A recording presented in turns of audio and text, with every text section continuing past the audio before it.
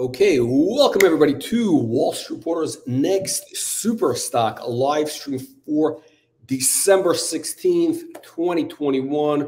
We're closing out the year with a bang with one of our top performing stocks of the last 12 months, VSBLTY Groupe, VSBGF over the counter, VSB for all the Canadians, and of course, Jay Hutton, the CEO. Jay, welcome back.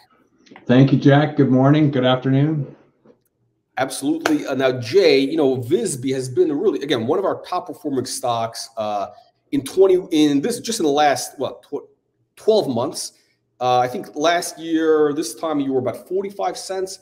Recently went to $2. Of course, it started off at 17 cents. So it's already been a 10x from the beginning, over 5x in 2021. But of course, what people want to know is what's the path ahead for the next 12 months? Right. Is this going to be our first 100 bagger? You know, Jay, again, we've had 10 baggers, 20 baggers.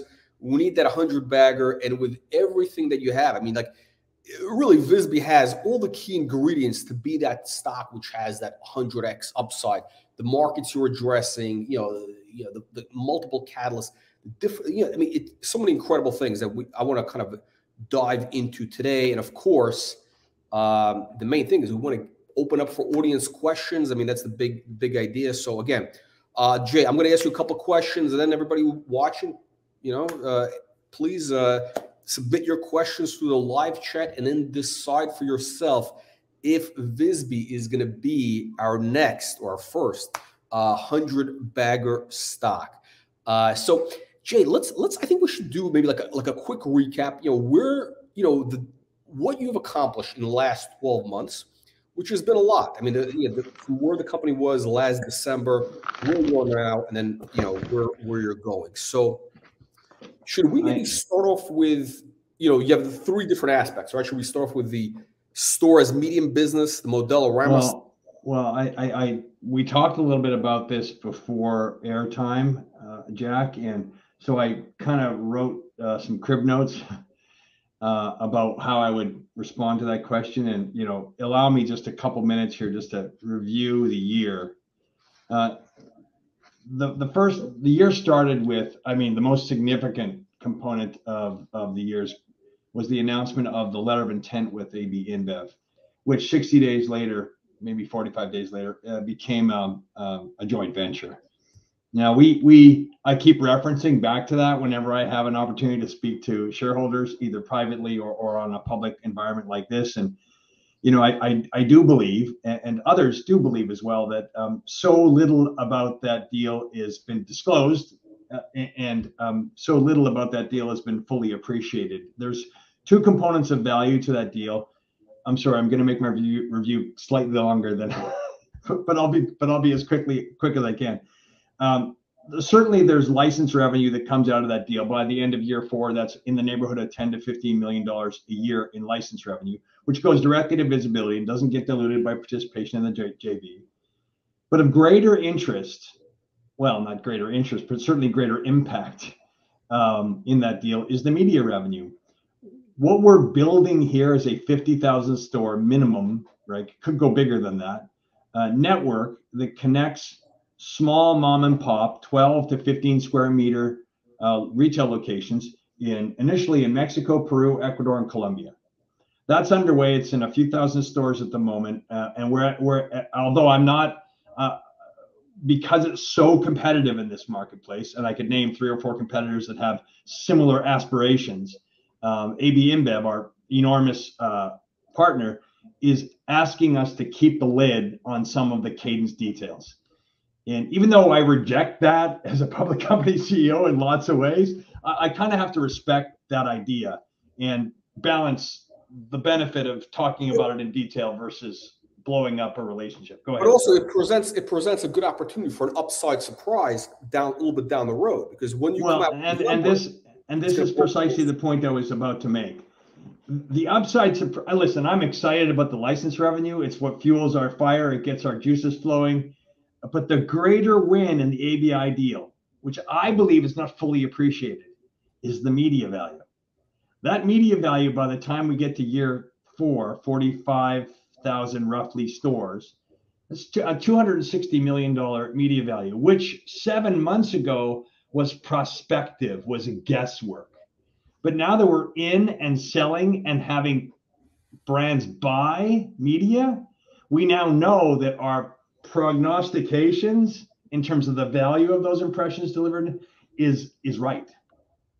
And the best part about that is we now have behind us validation of the media spend. We have validation of the core business model. At the end of the day, the license revenue is wonderful and fantastic, but doesn't do anything to support the hypothesis of the business model.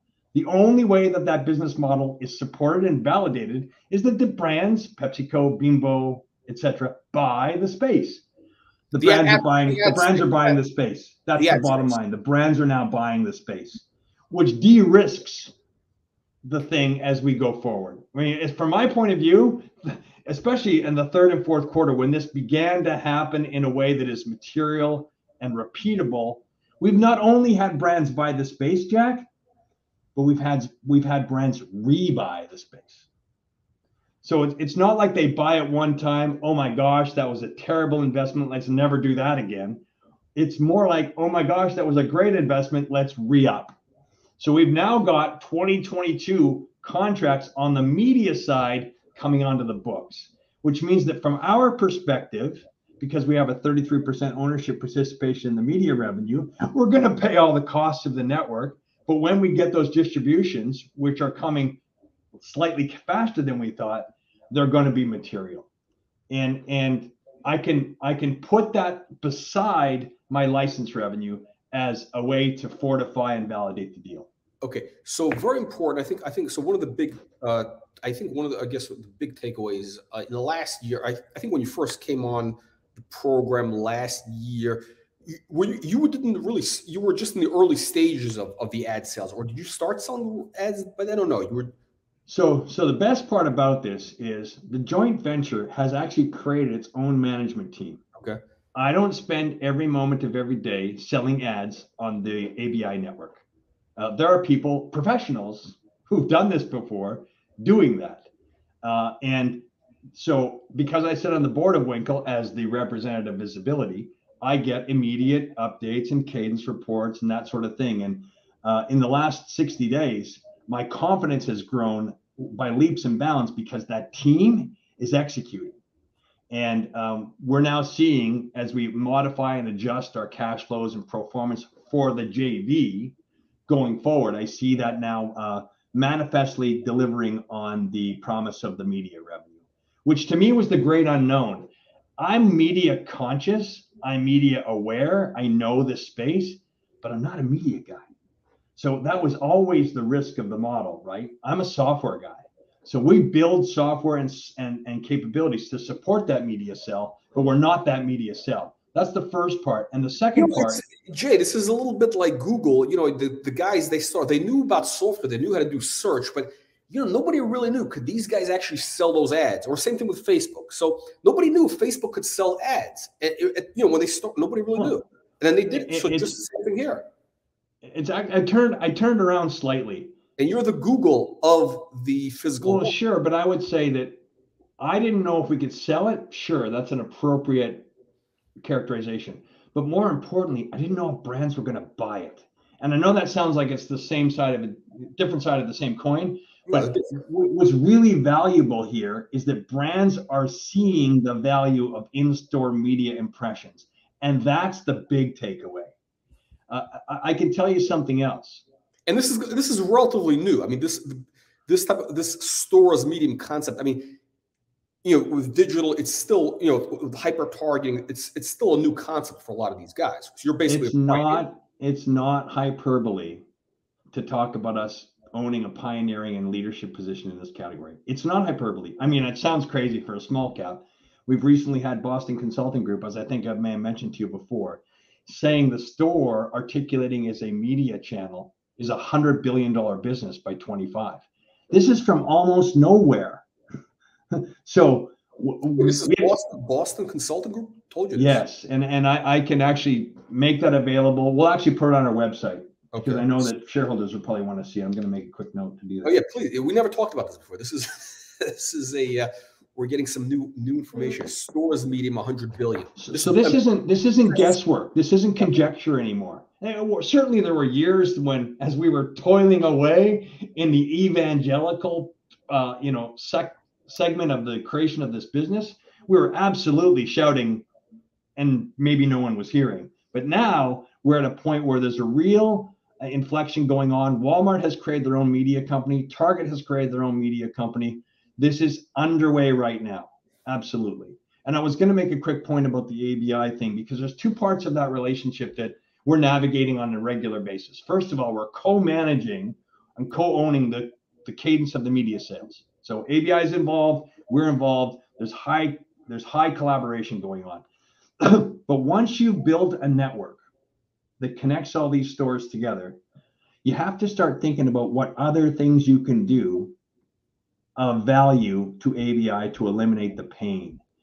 And we will soon be talking about projects, but we've just now added 2 additional revenue producing projects, which aren't advertising based. They're not based upon creating brand new revenue.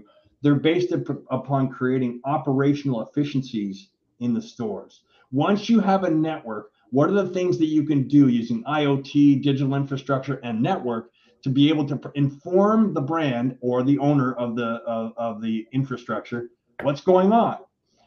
And parts of these are built upon planogram compliance, for those of you that understand how in-store works, eliminating fraud and planogram compliance, understanding inventory management. Computer vision is uniquely equipped to address those problems.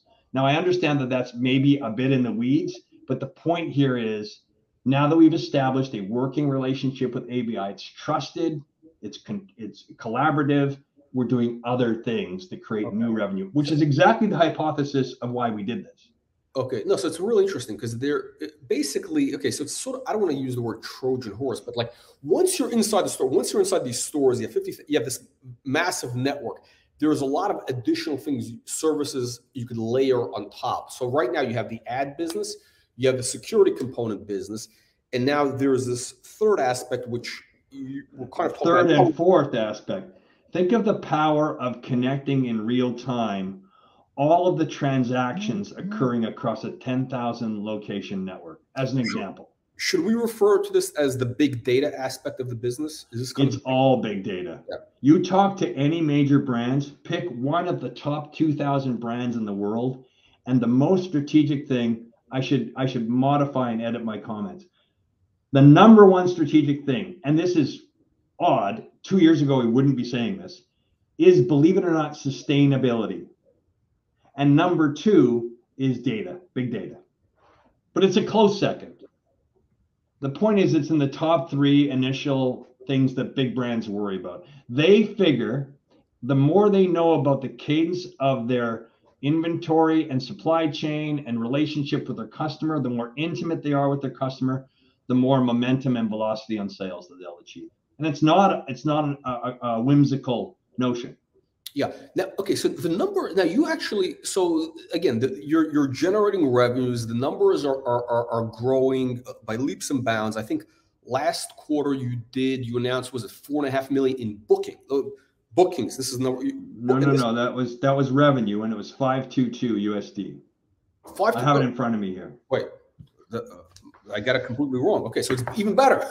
Wait, so 5 million revenues or bookings? No. 522,000 USD was the revenue in Q3. But the bookings were 4.5 million. Yes, correct. Yeah, so the bookings is, I mean, that's really that is the thing that translates into revenues, as the stuff, kicks in. So it's like down. As a small cap CEO, I understand the focus on revenue. But what I try to do is not shift the dialogue, but augment the dialogue so that people understand that revenue is trailing. It's what you did. And TCV, total contract value, bookings, is what you're going to do. Yeah. And it seems to me that metric is growing quarter over quarter, and together constitutes the future health of the company. And on that instance, I'm extremely proud of the execution of the team. I mean, the most important, listen, you're a SaaS company. SaaS companies are value-based.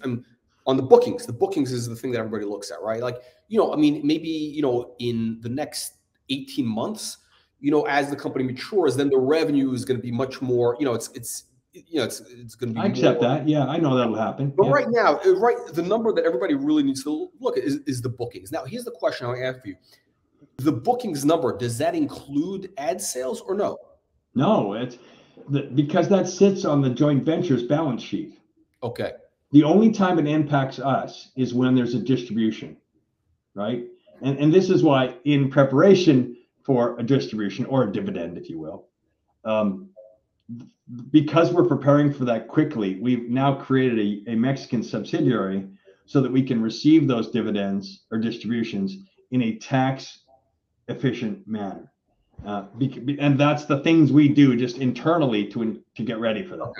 Okay. Now the future of the company, really, the big money is going to be, I mean, from the ad business, right? From the ad revenues. That's a huge thing, the ad tech business.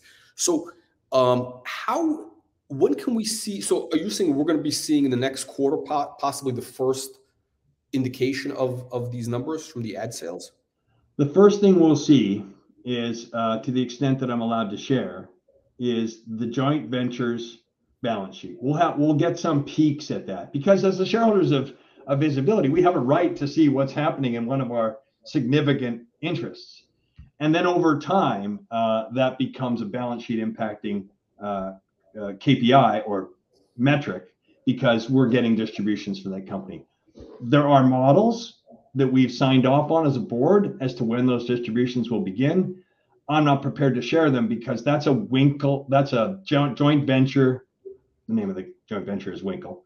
That's a joint venture decision, not my decision. So it would be inappropriate for me to say, I'm going to hold these guys to the planning, because it doesn't allow for the pivot and the modification and the adjustment in the business plan. However, we are expecting revenue from that joint venture in 22. Okay, but that's okay. So that's okay. So I think, because I think a lot of people may not be clear. Okay, so two things. One is the revenues you've had so far, the bookings. That is only the licensing side. That's only the X amount of dollars you get per installation in all these stores, things like that. Primarily, right? But the real money is going to come from the ad tech business, which we're expecting 200 million plus in the next few years. You're going to get a third of that, and that's off the top, right? It's basically goes right to the bottom line. You have no costs. That's your cut, right?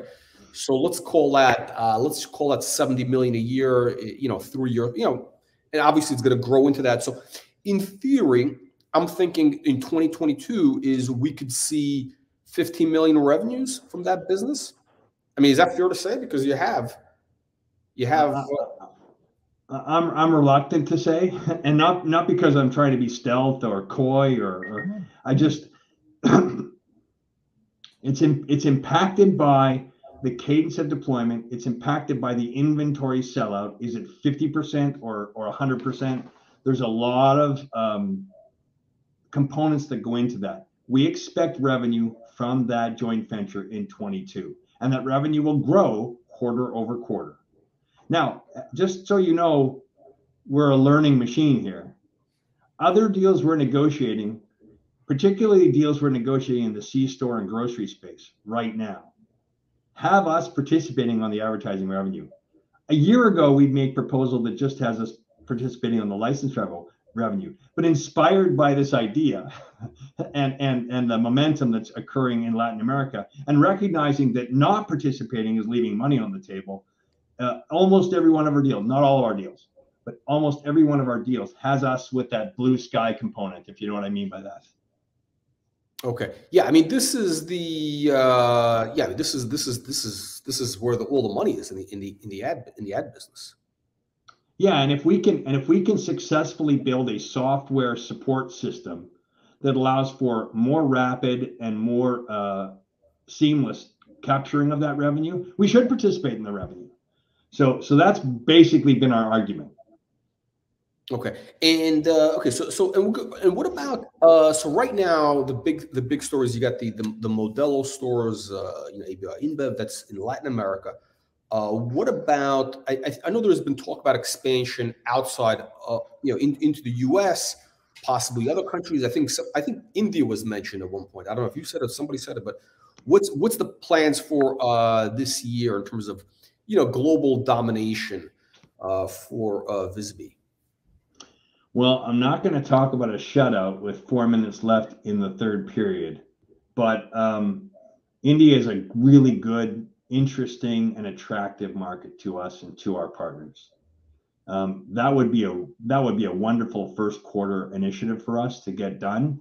There is active dialogue, and it's size. There's nothing in India that's small. Right? There's just nothing that's small. So that's an appropriate target, and that's appropriate goal and objective for our organization. Okay. What about so you asked about other countries, if I might just finish that. We are not disclosing at this moment, but another country has been added to the Modelorama ABI project. Okay. We expect to have stores up and running. Could be that late this month if we get fortunate, and if not, it'll be January that those stores will be up and running. And that's a particularly interesting marketplace where ABI has local dominance, a lot of local influence, and a really significant footprint. Like what, Brazil? I mean, which markets? They haven't cleared me to talk about it, and I'm not going to be a reckless cowboy. So I'm excited about it. We're excited about it. We're in process of deploying it at the moment. And the best way to get on the wrong side of them is to be a cowboy. Okay. I'm not going to be. I'm guessing it. This is nothing that I'm just. Fair enough. Yeah. Okay. So basically, you got Latin America. We're gonna what about the U.S.? When can we see some announcements of U.S. deals? Well, I want to remind the viewers and you that there was an announcement around U.S., which was Phoenix Vision. I don't think the market's fully appreciated that, and that's totally fine. I don't think we've given them enough information. People forget about things, like the next day. That's what we got to remind them. Well, that's right. Small caps, news driven. Yeah, I understand. So Phoenix Vision is a key and a critical partner. They're in revenue now. They have built a network now. We are supporting them and replacing their entire technology infrastructure. And together, Phoenix Vision and VSBLTY are pursuing 2 deals, one domestic and one international. Wait, is this the one? This is the one with the charging stations, or that's a different? No, Phoenix Vision is a what you might call a pure play media company. Okay. This is the announcement about. Okay. So this was a little while back. Okay, but also you also put out an announcement about the ads on these EV charging stations. The whole it's a fascinating area, Jack. So that deal is EOS. Okay. It focused initially on the Atlanta marketplace, where there's something like 600 units EV charging stations going in that marketplace. But you can imagine the EV category is absolutely on fire at the moment. There's two of the hottest stocks right now. What is it, Blink, another one, ChargePoint. So and the pure play EV charging, right? So I think the one thing that these guys are and their goal is, hey, we're going to have millions of these charging stations in offices everywhere globally, right? But the one thing they're missing is the thing that you're offering, which is the ads and the security aspect, which is make sure nobody damages the thing. Let me give you the business model, which is quite fascinating to me. And every day I'm learning about this new category. There's in the neighborhood of 600 billion going into EV, both private and public investment. Just in the US, it's a lot of money. There's a problem, and the problem is that we all want to have a clean planet by 2030. We want to have zero emission, and the infrastructure is just not in place right now. About 3 weeks ago now, maybe 4 weeks ago, I met with the CEO of a former state-owned public utility in Europe, and they had deployed their first 3,000 EV charging stations in the country that they're a dominant player. And I only bring this up because I learned a lot from this particular meeting, which has expanded our go-to-market and our plans. He told me that of the 3,000 charging stations that they put in place, they tried something, and they included 60-inch large format digital display and computer vision on 100 of those units, not ours. Every one of the units that has digital display was profitable. Every one of them that didn't was not profitable, was subsidized by the public utility. So that's a slam dunk. It tells you that you must deploy digital display for ad delivery and computer vision, because that allows you to monetize and will take you from a loss to a profit, just based upon their experience. Okay, so essentially, so this is something that maybe we could see in the next, in this coming year in 2022, is really VSBY being kind of this pure play on the charging station business, because really they will need to have, and this is going to be, the ad revenue is going to be, a key part of. I that feedback to our friends at Intel, and the consensus was, we better find a way to impact this because it's going to explode. And they grabbed a hold of it, as Intel has been doing with ideation that comes from us pretty routinely. And we've now had multiple workshops with major EV participants to figure out how we crack this code. I'm not telling you or the shareholders that we'll absolutely crack this code, because you don't know until you know. But we've got a real opportunity in that space. We've got a unique value proposition because we both do digital display and computer vision. Computer vision, this CEO of the public utility told me something else that I want to mention to you. He said, we don't know when a unit is in a fault status. So the only way we know is that when we look at our metrics, we notice that station 1, 2, 3, 7, 9 hasn't charged the car in 5 days. And that's atypical, so it must be broken. That's the fault management. Well, computer vision can identify fault management. It can either identify fault management by identifying the fact that, well, there's normally a charge that happens within every 64 minutes on this location, and there hasn't been one for 120 minutes. That could be representative of fault status. Computer vision can see that and report on that. Computer vision, by the way, while providing a defensive posture or an operational benefit, can also help with the monetization of advertising, because it'll tell you this many people, these people, because when you go to an EV station, your identity is known because you have a relationship with charging. You're paying for that charging. So it's no longer fire and forget broadcast advertising. It is narrowcast advertising directly to Jack. Okay. And now the other thing that you have is you also have the security layer that you can add on top of that. And I shouldn't have diminished that, because you're right. Vandalism, a bunch of things. In terms of security, tracking, whatever, and we'll get into the security aspect of VSBY's business in just a second. But so really, I think this could be a critical component for the EV business, having really VSBY as a partner in terms of on the ad tech side and also the computer vision, big data side, because you really do need to have those things if you're going to have a network. Like all these guys, their ambitions are to have networks of 100,000 stations. We've dedicated a team along with our friends at Intel to focus and deliver results in that category in 22.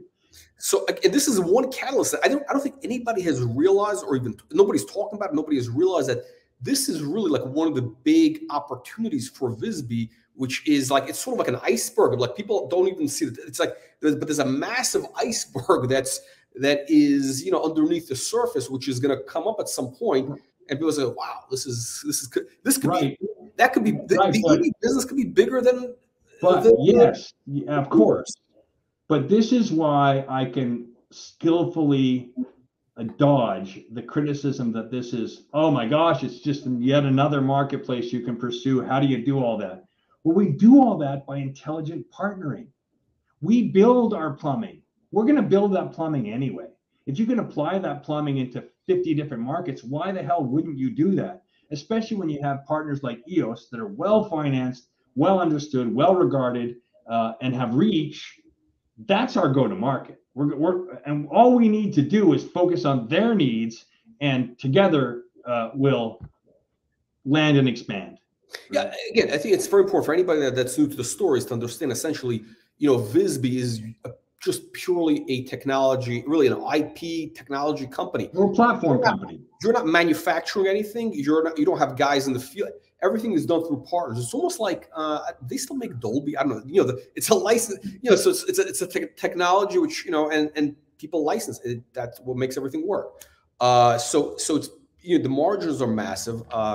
Okay, we're getting a little bit short on time. I want to talk about two key aspects of the business, which is the security side of the business, which kind of ties into some of the other things, and also Austin GIS, and then we'll open up for questions. So the security aspect, Jay, just from a high level, talk about some of the capabilities and how this is being used in the market, and maybe examples of how it can be used.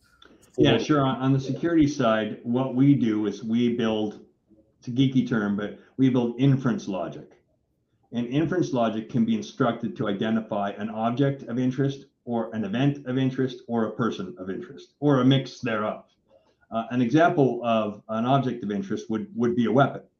If a weapon is seen in the field of view, physical optical weapon, like not concealed, but held up, seen.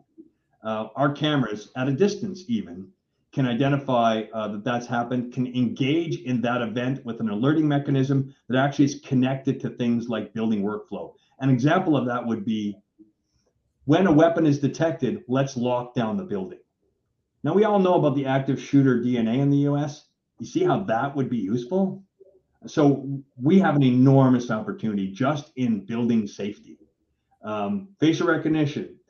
There's people that are coming into a building, and some of whom are allowed to be there and some of whom are not allowed to be there. Facial recognition is a perfect example for that. Facial recognition in the wild is identifying, scanning groups of people, looking for people that are wanted by the police, as an example. A license plate detection, following a vehicle through a smart city infrastructure for the purposes of forensic investigation or whatever.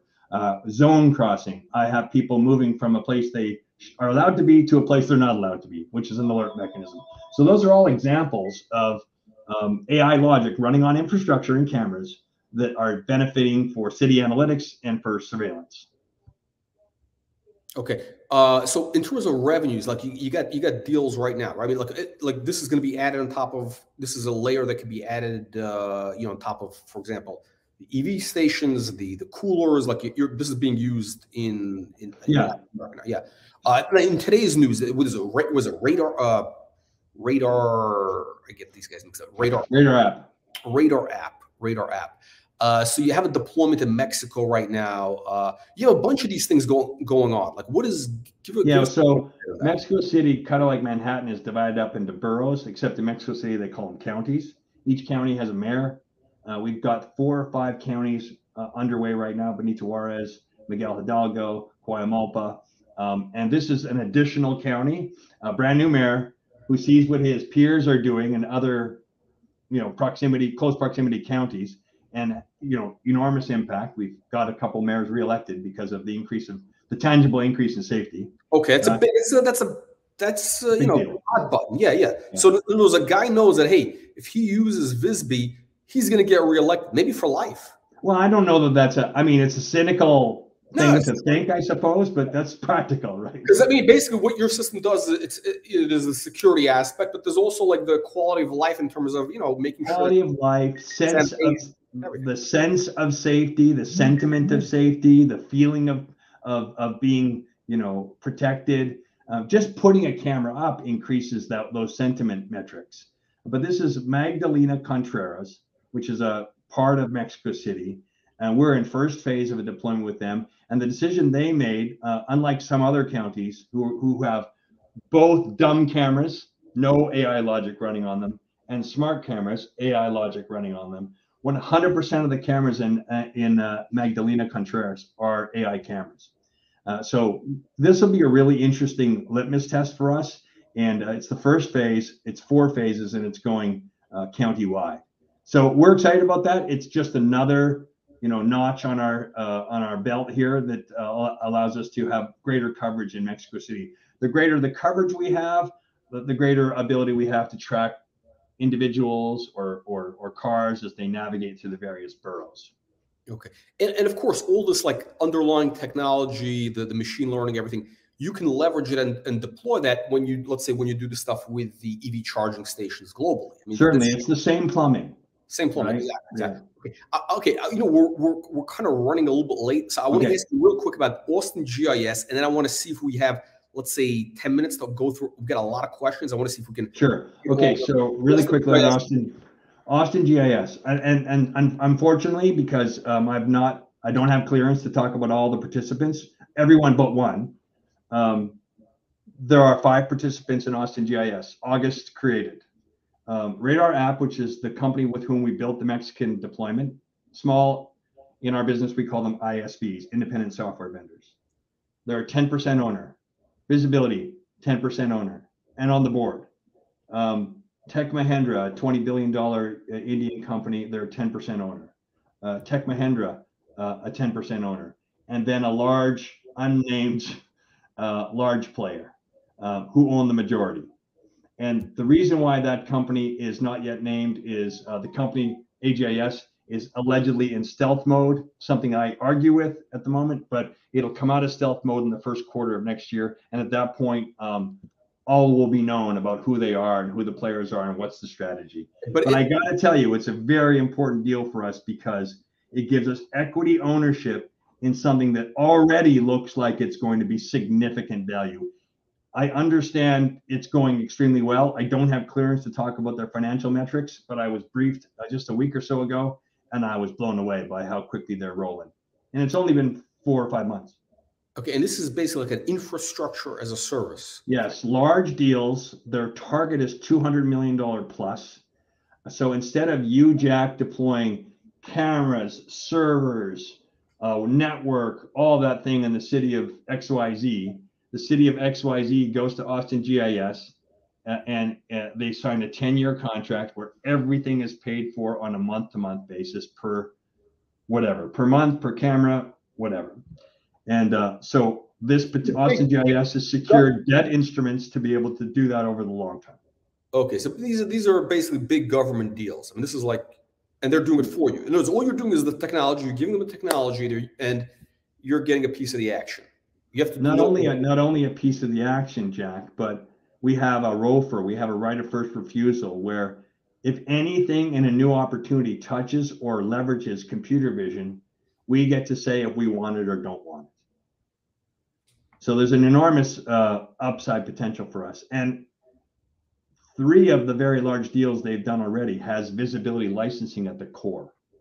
So we're already beginning to benefit. I project, although, you know, I'd love to be wrong because it would mean that somebody else has supplanted them, but I project within a year or so, Austin GIS will be our largest customer. Okay, so this is, okay, this could be really huge. And so we'll do you think that that the Austin GIS business, could that potentially become, you know, a majority of your business in 22? Could that account for the majority of revenues in 22? Is it possible? It's possible, yes. Okay, I mean, in other words, essentially, Austin GIS could be much bigger than everything you're doing now. So in other words, and I think you might also know that VSBLTY has a 30% carried interest in something called Radar USA, which is the creation of a U.S. entity combining the assets and capabilities of Radar App in Mexico and VSBLTY in the USA to build infrastructure for police departments, for homeowners associations, for schools, hospitals, and various infrastructure. Austin GIS has a deal with Radar USA to do that with them. So, and we have a 30% ownership in Radar USA. So we've got a bunch of at-bats here, right? Okay. So this is what makes, you know, a super stock when you have multiple catalysts in place that are built in, which could have, you know, this massive impact on the valuation. So like right now, nobody is even accounting for the Austin GIS. Well, and I get it. I understand it. And that could be potentially 10 times the size of, you know, and the EV side of the business. And, you know, there's a bunch of like things which could become really huge in the next. It's really easy to drift into the promotion / hyperbole of VSBLTY. I try to avoid that and focus on execution and delivery. Okay, but you're right. I mean, there are multiple. But legitimately, there is this stuff is it's like a dream. This is, you know, it's like a dream scenario because you really have these things that are, these built-in catalysts that, are going to emerge in the next, 12 months, which could be huge. Let's get into some audience questions. Okay, Bob asking, I think he's asking Jay, not to me. Okay, 2021 budget billings. What is going on with FEMSA, Imbera, and Jay? I don't talk about deals that aren't done, and investors ask me all the time, and I understand it, but I just, we're out of the 50 million market cap thrust and parry of small caps, and we're playing with big partners. The best way to pee in the pool, I was going to think of a different way to say that, but the best way to do that is to talk, casually and without constraint about your pipeline. I understand why people want it, especially small caps who are driven by news, but I can't do it. Our vision is $1 billion to $1.5 billion market cap company, and the best way to put that vision at risk is to start being cowboy about your pipeline. I won't do it, and I appreciate the need to do it. We got to thread the needle. Yeah, you know what I would say for any investors that they want to know, okay, who are the partners, what's coming up, is just look at what the company has done in the past. I mean, so you could extrapolate from there. I mean, you're dealing with some major players. We're pretty good. We're pretty good, I would say, Jack. I'm not a guy to sort of pat myself on the back, but the team is pretty good at landing big, influential, sizable, committed partners. Westrock is an S&P component company. Johnson Controls, we all know who they are. Intel. I mean, the list is a long list, and I didn't even mention ABI. Yeah. No. It's actually I tell you, it's incredible because when you think about all the partnerships, everything, it's really all these blue chip partners. It's not. I mean, I don't know of any micro caps. I mean, I'm trying to think. I don't think I've ever come across a micro cap, and this is in maybe several decades, which has the level that that you have at VSBY. I mean, and especially this Austin GIS. The Austin GIS though is basically discounted because nobody really knows a lot about it. I understand why it's discounted. I understand why it's discounted. Yeah, I totally get it. It's a freebie. It's a surprise. Yeah. It's an upside. It could be a massive upside surprise. Okay, so let's see. Okay, question here. Jay, you've stated 2021 revenue 4 to 7 million. 22. Okay, 22. Next year's revenue 12 to 50 million revenue. Yeah. Is that still on for? I'm not going to front run our revenue because we're just too close to the end here to say it. But no, we have been impacted by supply chain. We have been impacted by the ramping up of our partners, especially in Latin America. I'm speaking specifically of Tech Mahindra, and those will have a modest impact. But I think shareholders at the end of the year will be pretty happy with how we've. Despite all of that, persevered and secured a sizable revenue metric for 21, and then the setup for 22 is even more significant than we had previously thought. Okay, comment from Bob's. Okay, 4 million billings, 15 million billing, runway for 22, 45 to 50 million with 10 million in equipment. I think it's more of a statement than a question. A question. Statement is a statement. Yeah. Okay. Okay, question from Jeremy. Jay, you mentioned that you're picking and choosing which jobs, I guess, which partnerships you're taking on so you can execute. I would assume that is because you do not have the infrastructure to handle more. So what are you doing so you're not? What a great question. Do you have enough bandwidth? Yeah. No, the answer is no, we don't. And I'm being honest with the shareholders.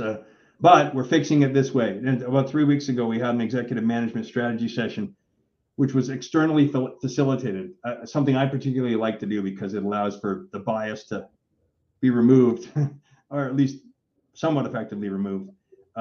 We're adding 14 headcount, and we've already added 3 of the 14, and all those people are execution based, deal flow based.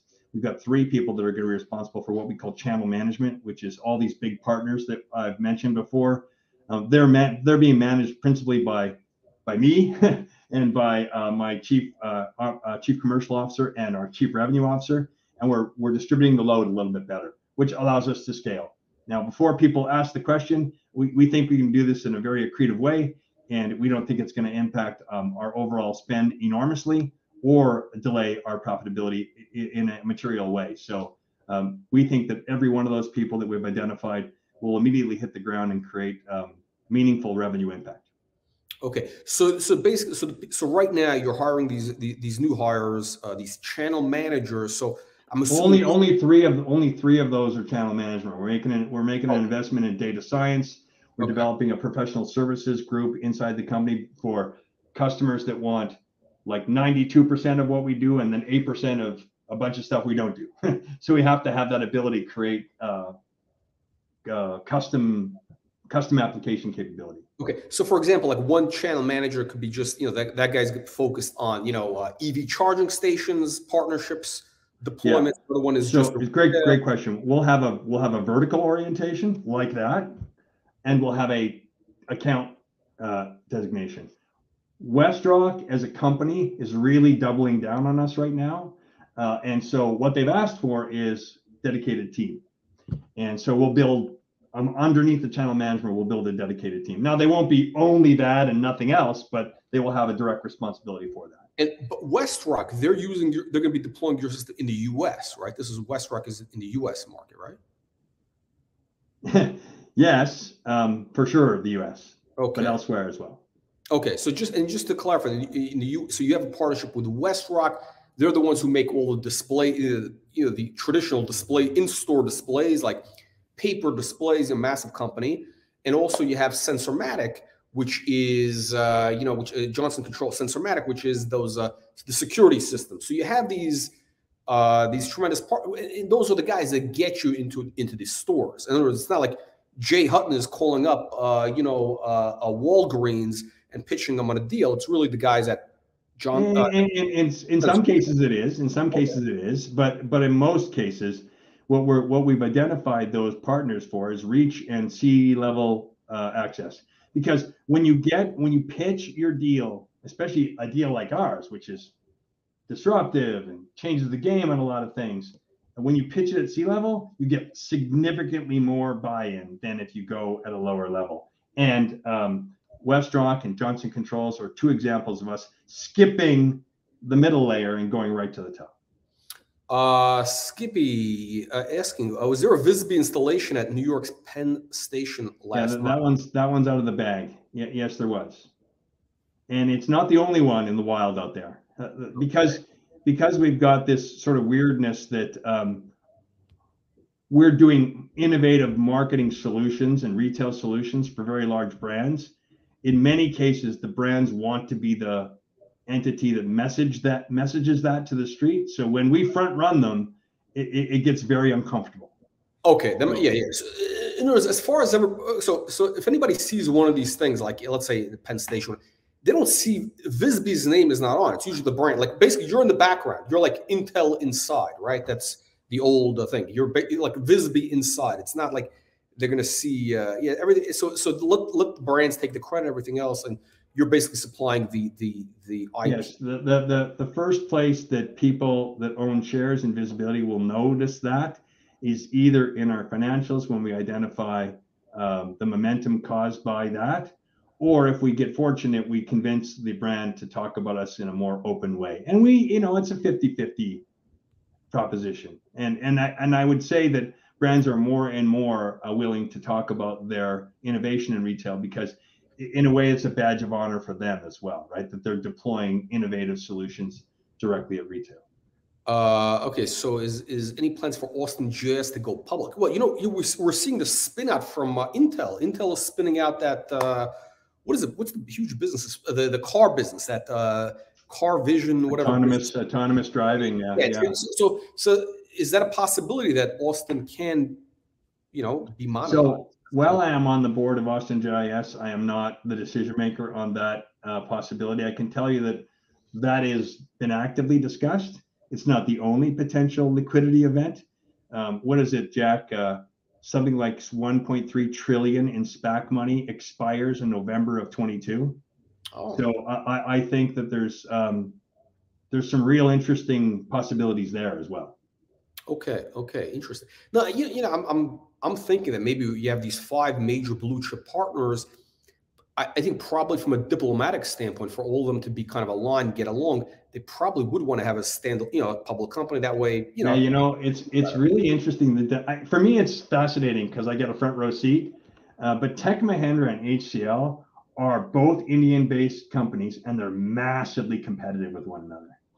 So it is very interesting, the dynamic that occurs in the room. And you're right. The best way for them to sort of feel comfortable about their 10% minority participation in this company is under a construct which is more transparent and all the things that a public company gives you. So that's a very real possibility, brought about not by circumstances in the business, but by the dynamics of the board.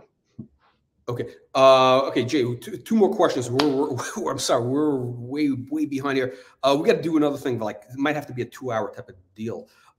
Jay, how is the cash position going forward over the next year? Do you have enough cash? Or I guess they're asking, is there going to be a raise? Will there be dilution? That's the big question. We have no plans for a raise. We have had the benefit of the last financing had what I might call a pocket financing with a bunch of warrants. We've had the enormous benefit over the last 90 days, something in the neighborhood of $3.5 to $4 million of warrants come in, which was a sort of a already dilutive. I wouldn't say that it was non-dilutive because the dilution was taken earlier, right?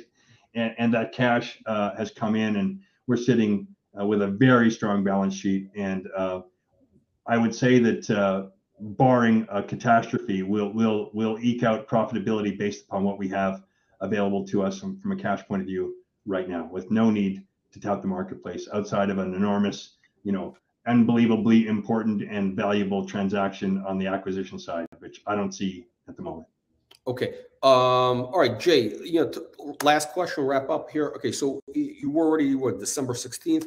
What, can we expect any big news in the next 2-3 weeks? Anything to wrap up the year with? What's kind of milestones? Yeah, I've announced the one security deal this morning. There's another security deal, and just to be clear to everybody, I don't know if I'll be able to announce it. It's with a sovereign government, and that's been done, and it's a large deal. It's a 17,000 camera deal over multiple years, and I'm going to try and find a way to cryptically get some of the details out, because I think the shareholders deserve to know, and I've spoken about it a couple of times in this kind of format. I have a couple of entities to navigate. I have systems integrated to navigate, and I've got a very aggressive government entity to navigate. So set your expectations low, understand that it's done and in the books, but might not be wildly and fully disclosed. And that's just part of the game in security. And I'm sorry to say it, sorry to report it, but that is the reality. Other things we've got going is we've got a bunch of momentum around a set of partnerships, alliances that we've never done before, that are brand new to us, that are extremely strategic around what is projected to be the NRF show, although I heard this morning that could be at risk because of Omicron, which would be tragic. And we'll find a different way to get it out, but that's January 16th. Some important deals for us that we've been preparing for several months. That's the short term. CensorMac has got a new product coming out with us at the core in the second quarter of 21. Those are the sort of majors, and continued progress on a couple of things around convenience store in the US and an offshore international media network that we're looking at the moment. Okay, so to wrap up, I would just say from an investor's perspective, one big thing that keeps popping up is, I think one of the big value drivers in the VSB story for investors is really, the company's underlying value is actually, increasing dramatically, because you have this massive moat in terms of the relationships that you have with some of these partners, with the government sales and everything else. For, let's say, a player like let's say Google, somebody who wants to be in this kind of space of big data, that type of, they wouldn't be able to build that internally. It'd be very, very difficult. And I think it's much cheaper for somebody like that to, let's say, write a check for, I don't know, $2-3 billion, and have that thing, I'm not saying that you would sell at $2-3 billion, but it's a possibility. When I sit back, as you do on a fairly regular basis, just to be smart and proactive, when I sit back and look at potential exit paths, acquisition exit paths, I don't put Google in the mix. I don't think we're on their radar. I think we will be eventually. I just don't think we are. They've got a lot of things going on internally, which distracts them from where the growth segments are. And the growth is absolutely in this whole store as media, for sure. But there's 4 or 5 critical participants and strategics on that list that are 40 billion, 50 billion, 80 billion market cap companies. So I don't think we need to have Google on our list to be comfortable that we've got an exit path. Yeah, and we're not looking to exit right now. So no, okay. I'm just using Google as a kind of because they've always this is an area which they've always wanted to get into, but again, like you said, they're kind of distracted because they got a lot of internal things going, but they've tried, you know, with that, what is it, the smart cities stuff that they do. It's something that which, you know, they have a group called Google Sidewalk. Sidewalk, that's the one. Okay. Which is precisely in our arena. Listen, those guys are aware of us, but just because that business unit is aware of us doesn't mean Alphabet is aware of us, right? So I think we'll just keep chipping away, playing the long game, executing, and we'll rise on the radar. So again, the takeaways again, the value, you know, this massive value of having these moats, the big catalysts, you know, with let's say Austin GIS, and you have multiple catalysts right now in place, which could be worth, you know, a multiple of what the stock is right now. So it's pretty crazy. Jay, okay, let's catch up in the new year. Wonderful. Okay. Have a great. We're gonna have to do like a 2-hour block to get to the questions. We can do that. I know how to talk for 2 hours. Okay, Jay, thank you very much. All right. Cheers. Okay, thank you. Have a good holiday season. Thank you.